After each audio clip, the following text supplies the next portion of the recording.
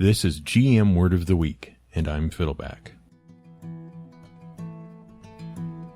Chandelier. The tavern is dimly lit by 10 foul-smelling, sputtering candles spaced around a chandelier that looks like a repurposed wagon wheel with broken spokes.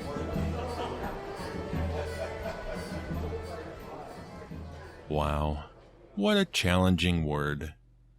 Thank goodness I'm here to tell you what a chandelier is, right? Or you'd never know.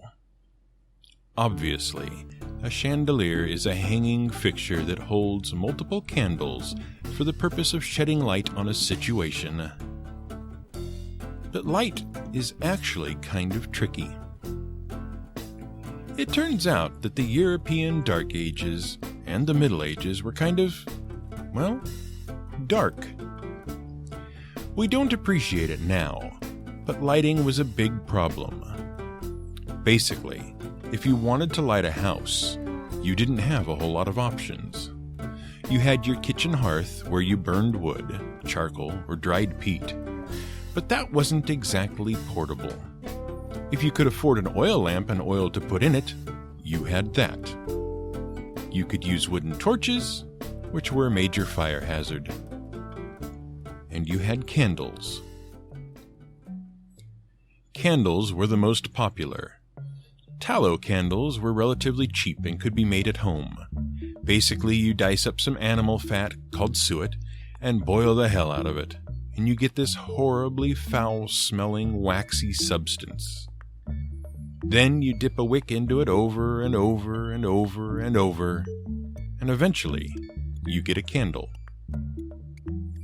While many people made candles at home, professional candle makers, called chandlers, yes, that's where we get the name from, also existed. And the process of rendering animal fat to make tallow was so foul-smelling and disgusting that it was often banned from cities or city centers and kept to the outskirts. And when you consider the hygiene standards of middle-aged cities, for them to say something was too foul-smelling to tolerate, well, it had to be pretty horrible. Hey, speaking of foul smells, you know what else chandlers sold? Soap.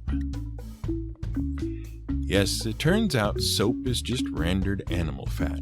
The thing is, soap works because fats, more specifically fatty acids, naturally repel water molecules.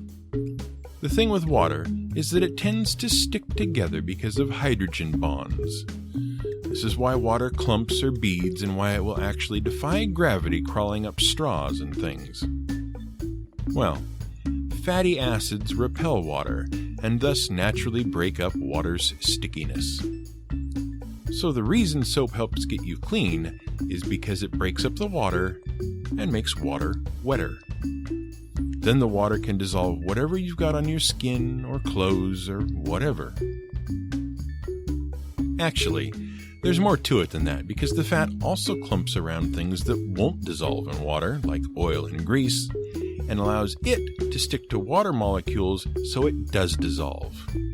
But let's not go crazy because this isn't Chemistry Word of the Week. Wouldn't that be fun? To make soap, you needed a ready supply of rendered animal fat. And what was left caked in the vats after you dipped and dipped and dipped your candles? Basically soap. So some of the foulest smelling individuals in the Middle Ages industrial world also eventually started selling something people used to stop smelling so foul. Kind of like Charon, the centaur doctor who could cure everyone but himself. How tragic. How can you use this in your game? Well, admittedly, this is the sort of thing that is more flavorful than actually useful. First, remember that lighting was problematic and that most places were really dim at night. But second, think about how you arrange your cities. City planning was actually a thing.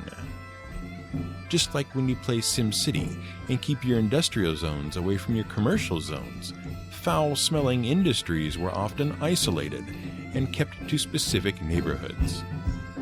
Fat renders and chandlers shared the neighborhood with tanners and other stink-ridden industries. Wealthier folks avoided these neighborhoods, especially because of the theory that bad, foul-smelling air caused diseases. So, when you're planning your city maps, use what Will Wright and Maxis taught you. This has been the GM Word of the Week. It was written by the Angry GM and recorded and produced by me, Fiddleback. You can find more at theangrygm.com and madadventurers.com.